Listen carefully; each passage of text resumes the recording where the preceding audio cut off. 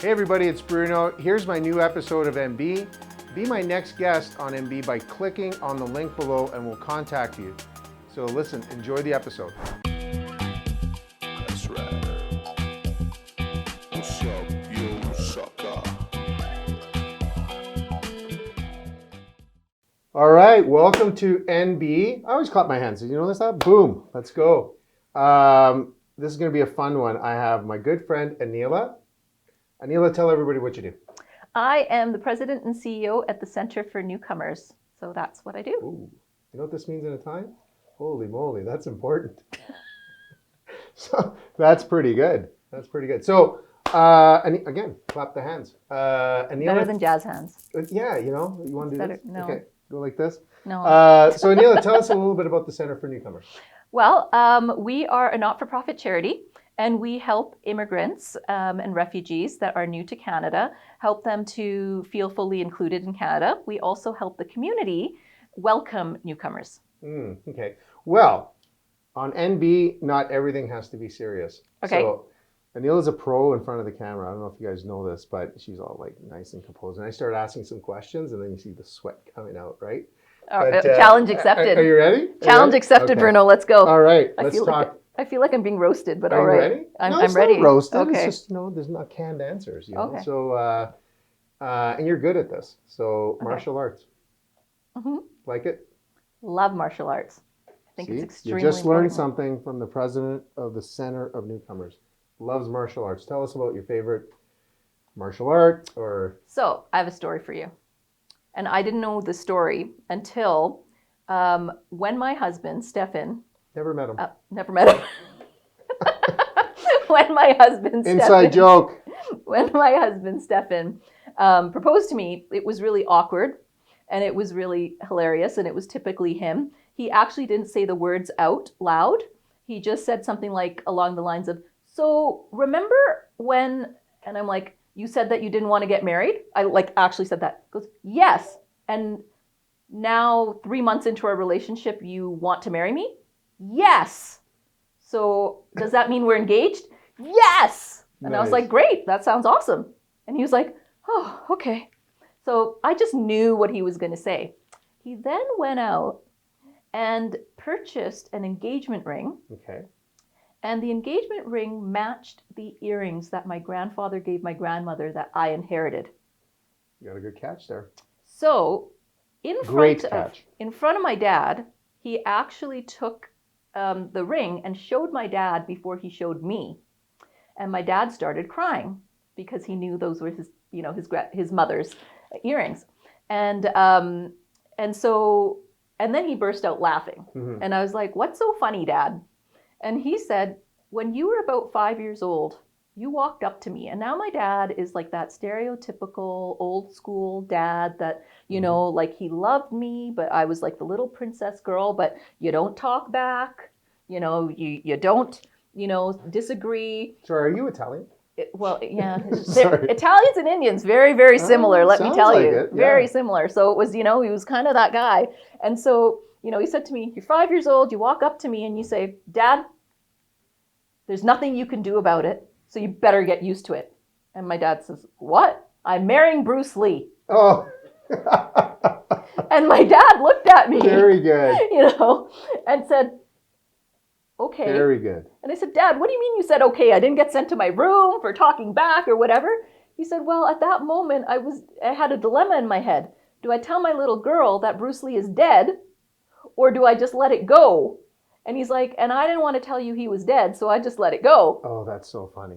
And so when I got married, or when Stefan proposed, and of course the surname is actually Lee, Yuen. You got halfway there. And he was I guess a black belt. Kung Fu, you don't really have black belts, but you know, that mastery level in Kung Fu, my dad's like, you knew since you were a child that you were going to be Mrs. Lee. That is so funny. And so for me, you know, martial arts is really this lifelong dream of wanting to do Bruce Lee's martial arts in Jeet Kune Do and never having any ability to do that in Calgary with a certified instructor or, you know, being able to do that. So meeting Stefan was really important to me in terms of that martial arts journey. But and this is really important. I think no matter what your age is, you should always try something new that you've never done before. Mhm. So I started martial arts at 39. And I thought you were like 28 or something. I know, that's so sweet 27. of you. I'm being serious. So I started a I few thought you years were ago. 87 years younger than your husband. Most Because your people think husband's so. 100. He is. He's like Yoda. At least. Yeah. Well, he is like Yoda because of the whole martial arts thing. Yeah. But so I started a few years ago at 39, and I wanted to do something before I hit 40 that was different and that was scary. And so I did that. And that led me on this really interesting journey where it led me to Filipino martial arts, which is Bruce Lee's protege, Guru Dan Inosanto, is Filipino-American, born and raised in the U.S. It actually is his birthday coming up soon, and I think he's going to be like... What are you going to get him? Well, hopefully the best prayers and wishes, because we cannot send anything right now. He's in Los Angeles. Oh, okay. And, and having the ability to train at the Inosanto Martial Arts Academy and being able to hear all of his stories of Bruce Lee firsthand and all of the great things that he did, it's been a dream come true. Bruce Lee's first student and also his best man at his wedding is Taki Kimura. And so got to meet him. So if you look in like on all the Bruce Lee books and whatever else, you'll see this Japanese gentleman. That's Taki Kimura. So meeting Taki Kimura and his son, Andy Kimura, and being able to train with them in Seattle, celebrate Taki Kimura's 95th birthday, meeting Bruce Lee's wife, Linda Lee, like all of those things, 14-year-old me was just like fangirling, and this is crazy. And now... I must tell you, though, that people can come up here and make up stories. Yeah. Right? And how I know that's a true story, that was in LA, right? LA and then in Seattle after. Yeah. How I know this is that I woke you guys up. Yes. I forgot about the 1 hour difference, and I phoned your husband, and he's like, hello. Yeah. Remember that? Yes. So I know this story is true. Yeah. And good for you. So it's been really impressive. And, and for me, I'm not really an athletic type of person. Like I like to be movement and do things and whatever. I'm more of a dancer, so that's where that kind of works out. It's kind of like dance. It is kind of like dance. So watching... With a little pugilism. I don't know what pugilism fighting, means. punching. Oh, okay. See, In I learned a Italian, new it's word. Pugile. Ah. Pugile means boxing. Yeah. Oh, okay. Mario Tanaguzzi told me that. Really? Or are you He's a making that up? journalist. No. Mario's a journalist. He's got the big words. Like quantify and stuff like that. That's a big word. Quantificate. Is that a word? I don't know. Pontificate seems to be one that you're doing. Yeah, he's right like now. the Pope. Yeah. You know what I got to tell you? Remember I said I'm going to make you sweat? You Sure. made me sweat because you're telling the story about Stefan martial arts meeting your father. I honestly thought the story was going to end like they got in a fight. But They might have. They may have, but they get along. Well, he's passed away now, but they got along very well. Oh. Yeah. Okay, let's go back to something that you do right now. Mm-hmm. You want to talk about that a little bit. I've gotten to know you a little bit. You can do anything in the world. I'm convinced of that. Well, thank you. I appreciate that. No, I really mean that. You're one of those special people that give. Why not move to a corporate job? Or, I don't know. Why do you stay where you're at? I'm not saying it's a bad job. Yeah. I'm just saying, boy, oh boy, you work hard. When I first started getting into this work, right after university and really starting, and I was making I think it was $35,000 a year working my butt off after university. Where was that? And at my first job actually was at the Center for Newcomers. Oh, it was? Okay. Yep. And then I moved away after a couple of years and did other things. And then we met back then. Yes. At DeVry. Yes. Very, very, very briefly. So DeVry was years after that, right? Maybe about 10 years or so after that. But my first job I'd gotten at the Center for Newcomers. It was called the Calgary Mennonite Center for Newcomers at the time. Yeah. And I was a youth facilitator. And I worked with gang-involved youth, so gang members that were really trying to get out of the system. And I made, I think it was $36,000 a year doing this. And I had friends that I went to high school with that didn't do post-secondary but got into the oil and gas industry. and were making $50,000, $60,000, $70,000, even up to $100,000 because of the oil and gas industry. And I had other friends that went to university and did other things, right, and got into the corporate world, so engineering, accounting, whatever else, still making, they're starting at 50, 60, 70, and moving up. And here I am at $36,000. And I, and people my friends used to ask me that all the time. They're like, what is wrong with you? You could be doing jobs like us. Like, why aren't you doing that? And my only answer at the time used to be, because I just really feel like this is where my heart needs to be. Like, I just really feel like this is where I need to be. And, move it down a few years later, where we were having drinks one night, a couple of my friends and I, and they said, Anila, you actually sleep well at night, don't you? And I was like, what do you mean? They're like, you like sleep through the night and you feel really good about going to work and what you're doing and that you're making a difference. And I was like, well, yeah, don't you? They're like, no, absolutely not. Yeah. And that was my first wake up call to a lot of my friends feeling like, yeah, I'm making a lot more money than you, but I just don't feel like I'm contributing the way that I want to contribute.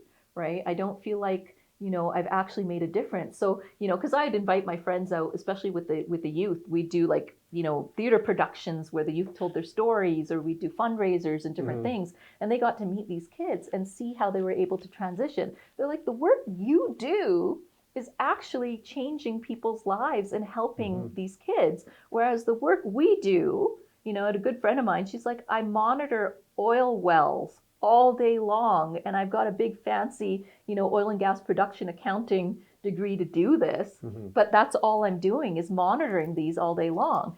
And so, which I still think has a lot of value, of course. Yeah. It's got value, but it was just very different in terms of the kind of work. And so I think that for me, and now, depending on the not-for-profit and depending on the kind of work you're doing, some of our salaries may not be exactly as high as the corporate world, but they are very good salaries, and you can make a really good living doing that, right? Like, I'm not making $36,000 anymore. That was like 15 years ago, 20 years ago, right? And our starting salaries are a lot better now because a lot of people, not me, but a lot of my predecessors have done a lot of wonderful advocacy work to ensure that people get living wages even in the not-for-profit world, right? So there's still a long way to go, but at least our salaries are a lot better, and you can have a really good, productive life with them. Hey, while we're here, don't forget to subscribe to our channel to be able to receive our newest updates. Hope you enjoy the rest of the episode. I'm going to ask you a question. So we're on NB. Not everything has to be serious, but I'm going to turn it up a little bit because I find you as being as brutally honest as I've ever met anybody. And you're the go-to person when I'm asking any not-for-profit questions. Not-for-profit sometimes, just like any other industry, gets a kind of a black eye because you got some bad actors. You get called, I don't know how many times probably, from suppliers and say they have an open heart and all they really want is, get contracts from you and stuff like that. Sure. What do you tell people that want to get into not-for-profit with profit in mind? Yep. Does that make sense? Like, get a job because it pays well, and then get in it for the wrong reasons. What could happen? Just tell us. Well, I think first of all, it's really important. We call it not for profit, but the profit that we make is for the social good, and any profit that we do make goes back into the community, right? So it's not good for me. I either have a balanced budget or I have a surplus. If I have a deficit, that's a very bad situation, right? But a surplus means that I can put that back into programming. I can put that back into the community, right? So we're always trying to make a profit in the not-for-profit world. We just don't have shareholders that are going to get dividends or going to get any kind of profit off of that. The dividends, the profit goes into the community, back into the community. So it's still a business model, number one. I think people that are trying to get into the not-for-profit space in terms of being vendors or in terms of, participating in that, what's really important to understand is that for most of us, or for all of us, at the Center for Newcomers, it's mostly government funding. So that's taxpayer dollars. That's your dollars, my dollars that are going in to help the community. So in terms of doing that, we have to be extremely accountable in terms of where that money's going. So if you're not going to provide us with a rate that is going to be, useful to us, that is going Right. to actually, that we can actually stipulate, to the government or to our funders that we did 3 quotes or minimum, and that this was the best rate and this is absolutely needed, we're not going to do it, right? And in the same regard, the not-for-profit world works only when the board of the organization also works well, right? It's really important, like at the Center for Newcomers, I'm so proud that we have a board filled with really highly motivated people that, have really varied expertise in different areas. And they keep us accountable in terms of, and their primary goal is the fiduciary responsibility. They're making sure that me as a CEO, I'm not embezzling money, I'm not using it frivolously, I'm not hiding it, I'm not whatever else. Those are things that are important. And not-for-profits can get a bad name when there isn't any oversight, or when people are left to do what they want. So a very strong not-for-profit board is extremely important. And if you want to do business with a not-for-profit, or you want to give charity to a not-for-profit, it's well within your rights as a citizen in Canada to ask, tell me about the governance structure in your board before I make my donation. Tell me about, how much goes to administration. At the Center for Newcomers, about 15% goes to administration. That's pretty low. And some people actually will tell us it's pretty high. So Right. I'm very happy to say to them, this is where the admin cost comes from. Because often, if I've got 1,000 people coming through my doors every day, nobody is paying for the toilets and for to ensure that we've got the basic, human decency needs, right? That's coming out of admin costs to do the cleaning and to make sure the hygiene is there. Well, the reason why I said really quick, 15% is kind of a low number. Now, I'm not an auditor. Yeah. But I knew that. I found that out recently that 1,000+ people show up there a day. Yeah. When it's wide open. And I mean, how are you going to keep that place going, like you said? So yeah, and then all of our accounting department, we've got 4 people in our finance department. They're paid completely out of that. I'm paid almost completely out of the admin, dollars. Our marketing and communications to let people know that we exist. big job. Comes out of that, right? So a lot of things, and literally anything else that a government or donations or whatever else won't fund comes out of the admin pot, right? So the admin pot is what we get from funders. They'll typically give us 10 to 15, sometimes 20%, for admin, and then donations, and then anything else. But as a donor, whether it's you're donating $5 or whether you're donating $500,000, you always have the right to say, I only want it to go to this. Right. So I want it to go to children's Good programs advice. only, right? So you can always say that, and then that just goes into our restricted funds, and we use it specifically, as you say, and you also have the right to say, I'd like to know where my money went. Can you provide me with the report once you're done using it? And any not-for-profit should be able to do that. The only place where I caution people is if it's a very small not-for-profit, you might be burdening them a little bit too much in terms of doing that. So if it's a very small not-for-profit, you might do better by saying, can I come and volunteer? Because then you'll see firsthand, Exactly. with your own eyes where the money is going, as opposed to burdening them with having to do, a big report and all those kind of things that might not necessarily be feasible for a very small not-for-profit. You mentioned something quite interesting, and I think a lot of people are not, this is the last serious question. I got tired of the serious questions, but I'm fascinated by the lack of knowledge I have. I'm learning from you. Is you mentioned a board of directors, and you said you have a fabulous board of directors. You essentially report to them. Yes. Yeah. So they have a huge responsibility to whoever's throwing money around. Yeah, so the way that the Alberta Societies Act works is that if you're a society, right, registered, then you have to have bylaws that are registered with the province in Alberta, and you have to have a board of directors. The bylaws is what you make up that will say how many board of directors you need and from where and whatever else.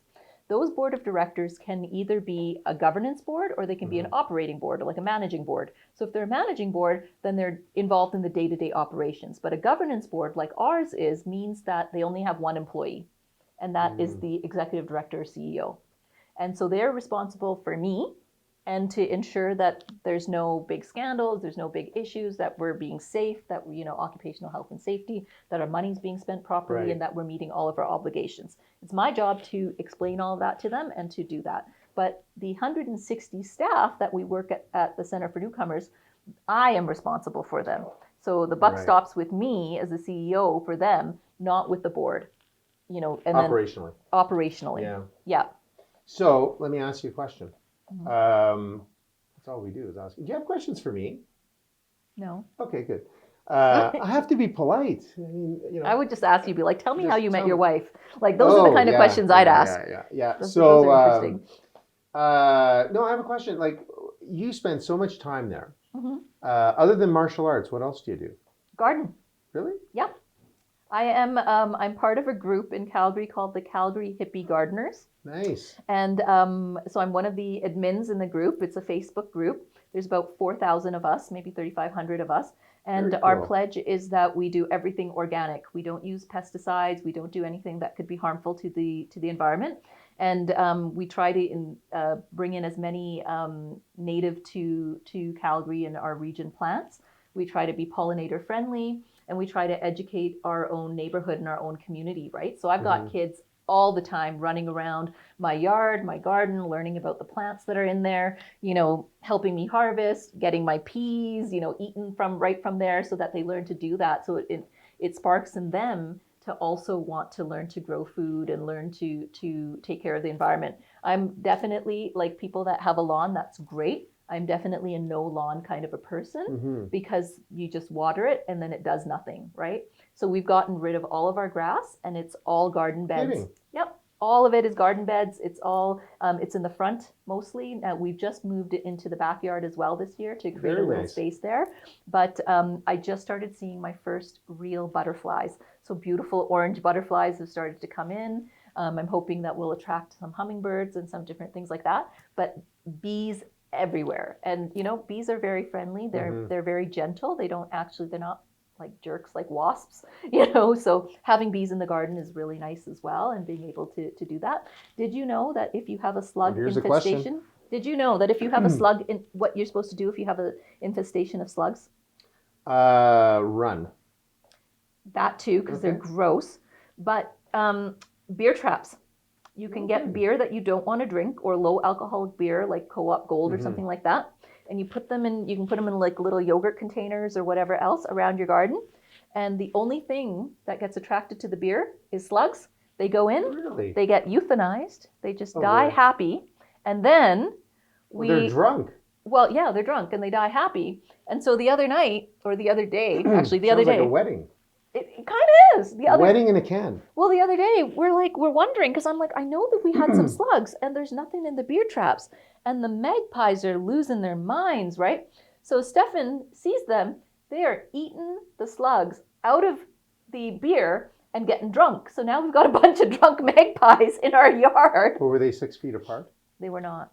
Well, we might have a bigger problem. Right? In We've the got to, magpie community. yeah. So But, there you go. So if you ever have slugs and they're eating everything, put some beer traps out. It is the weirdest thing, because nothing else gets attracted to them. So you don't hurt any of the, spiders or things that you want, and you end up with all these slugs. And so I'm finally at the stage where I've got slug babies going in there, which is awful, because I'm like now a baby killer, but I just don't want any slugs next year.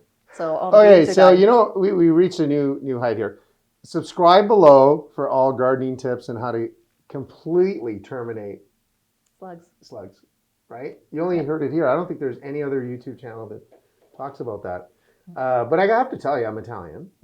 So I know all about gardening, because every Italian kid growing up, no matter You have to where, do the tomatoes and the, that's right? their full-time job. Then we get to go to school. Yep. Right? And we have to make sure all the tomatoes are done, and the cucumbers, and all that kind of stuff. Yep. We'd eat for a year out of that one plant kind of thing. So I want to hear, I know you're really proud of your upbringing. Yep. Funniest story, at least one. Funniest story growing up with involving kind of like, we have immigrant parents, right? Right. So I know there's a lot, but. None of them are socially appropriate for screen that I can think that's of. okay.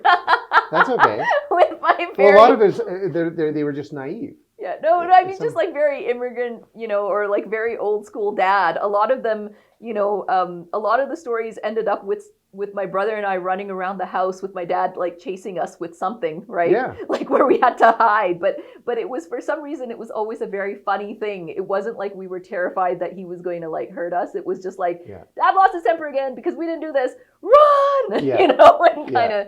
kind of thing. But the funniest story that I can think of off the top of my head right now, like we're Muslim, right? Mhm. You don't drink, and very kind of a strict household and whatever else. And remember, we were teenagers, and my brother had a house party while my parents were in India. Okay. Best time to have it. Yeah, because they weren't here. But for whatever reason, my dad came back like 3 or 4 days before my mom did. No, right? no. So but we knew he was coming. And my brother had this he was a popular kid. He was a jock, the whole thing, right? He had so there was the house was filled with people, right? And of course there's a lot of drinking, a lot of beer, a lot of, whatever going around. And so we know my dad's coming back. And so everyone, including our friends, are helping to clean the house, get rid of the bottles, get rid of everything, scrub everything down, make sure that everything's all normal. So my dad arrives on a Friday, and we're like, "Hey, Dad, we're so happy to see you." The whole thing. No, everything was fine while you were away, no problem. And then the next morning, it's Saturday, we're sleeping in, my brother and I, right? Like we're teenagers, we're gonna sleep in. But I wake up a little bit earlier, and I'm looking at my dad, and I see he's got not one, but a couple of big, cardboard boxes, right? That are this big, filled with beer cans and with bottles and things like that. And I'm just like, "Dad, hi," right? Because now he's seen me, so I can't stop. And he looks at me, he was a gruff kind of a man, right? Looks at me and goes, "You idiots forgot to clean the backyard." Oh, nice. And then that was it. He just walked out. Well, they know what's going on. Oh yeah, right. And then he just walked out. And then later on, when my brother was awake, he's like, "If your mother came back and saw that, I wouldn't have been able to save you." And we were like, "Oh, that's kind of cool." He totally hid it from my mom. He didn't say anything to her. Yeah. So that was probably the funniest story, where he's like, that's a great story, except I wasn't invited to the party, but that's okay, because I would have picked up the empties for sure. Okay, we always conclude, you're going to be back, right? Of course. Are you sure? Yes. Okay, now you know what to expect. It's going to get tougher and tougher. But I like to end up with a little bit of a rapid fire. Okay. Okay, favorite food? Lasagna.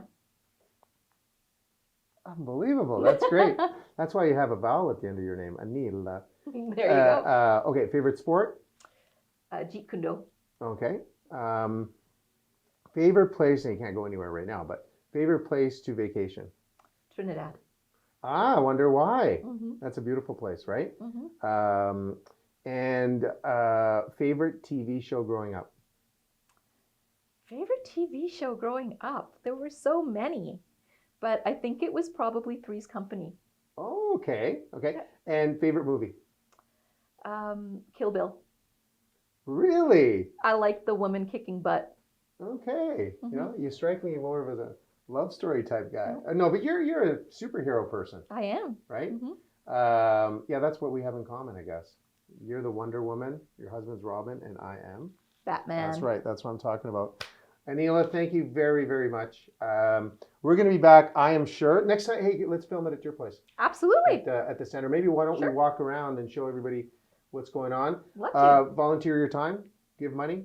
Do they give money? Or do you volunteer Absolutely. time? We would love money if you could. Right now, especially during COVID. That's right. Yeah. Subscribe down here. We'll get the money over there. I'm Italian. Trust me. It'll get there. Anyways, thank you very much. It's a pleasure. Thank you. Really All right. appreciate it. Thanks, guys.